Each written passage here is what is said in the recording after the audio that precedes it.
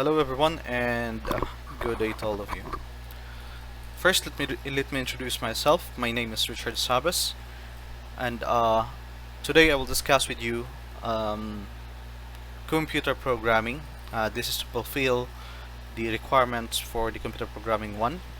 I will go and discuss group of topics, which includes the topics for the through the loops, dimension of data types, introduction to function procedures.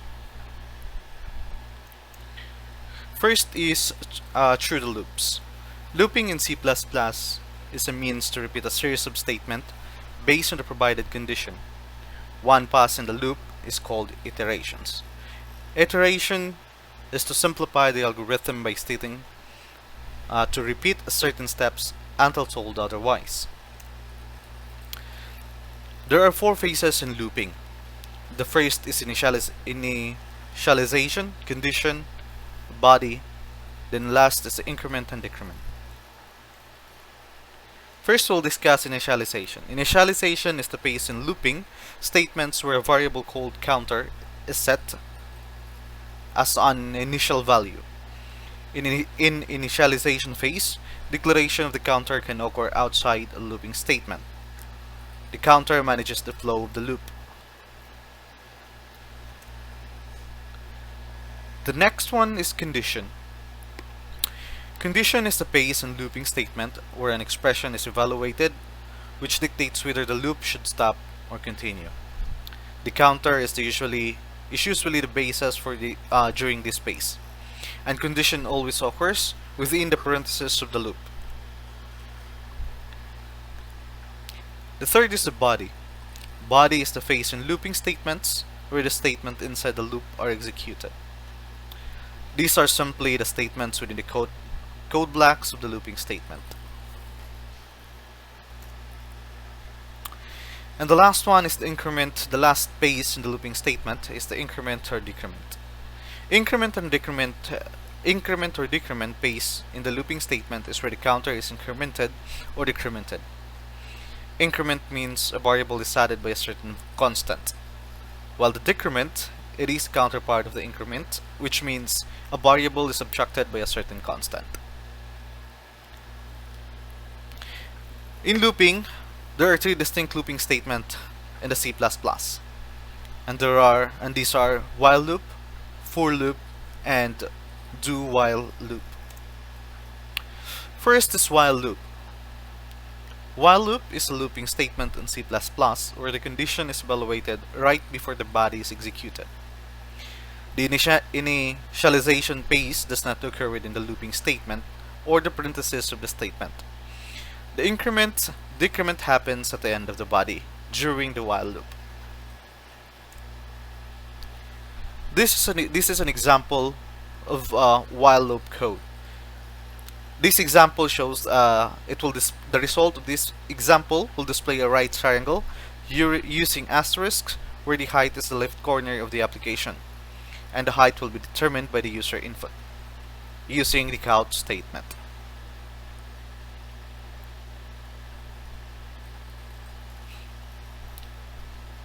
If you run the code in the VS Code, the result will look like this. As you can see, the height is determined by the user, and then the right triangle, the height of the right triangle is on the left side, which is this area. The second looping statement is the for loop. For loop is a looping statement in C++ where the initialization, condition, and increment decrement phases occur within the parentheses of the statement. Only the body is separated from the actual for statement. The next coding, as you can see in the screenshot, this is the for loop example of for loop code. If you run this code, the result will be it will show a right triangle where the height is in the right side corner, and the height will be determined by the user. The triangle will be used for an asterisks.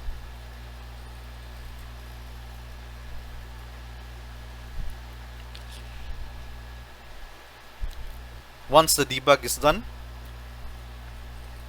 the result will look like this. This is the right triangle, and the height of the triangle is at the right side corner.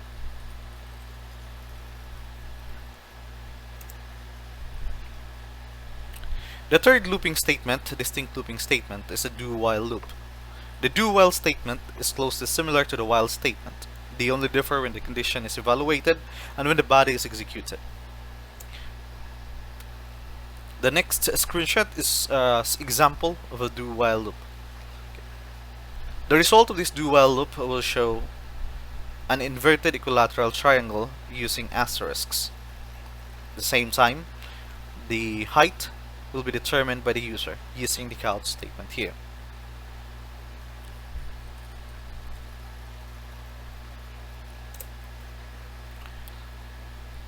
If you debug the program, the result will look like this. It's an inverted triangle with height determined by the user.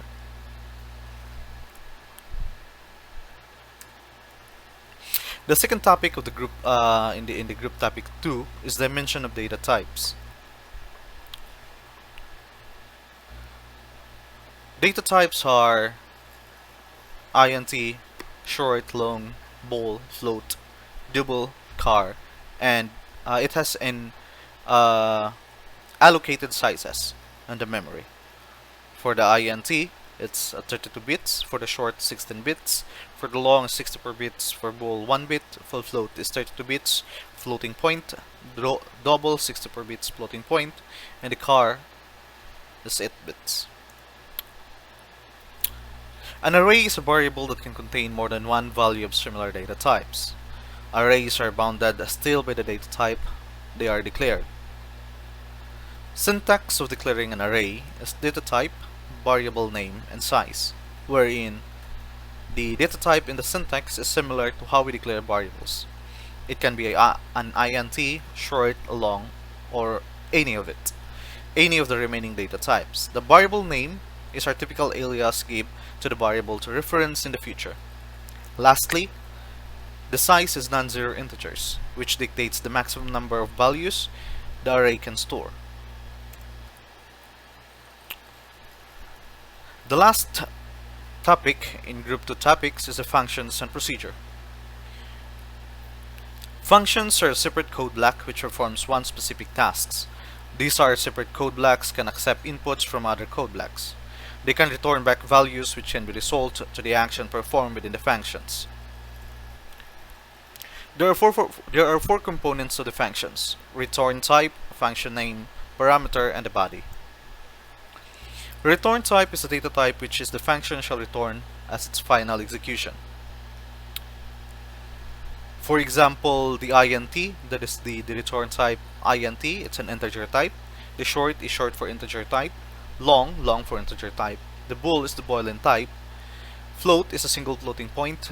Double is double floating point type. Char, character type. Void is no return value. The second component is function name. Okay, function name is the alias which will be used to as a reference to the functions. And the third component is parameter. It is the component of function which enumerates the input values of the function. It is placed inside the parentheses of the function right after the function name. And the last one is the body. The body is the function. The body of the function is the group of statements within the code blocks of the functions. Regardless of the design of the function, if the return type is not void, the last execution statement should be return value, return variable name, or return expression. And this is the end of all three topics under group topic number 2. Once again, my name is Richard, and thank you.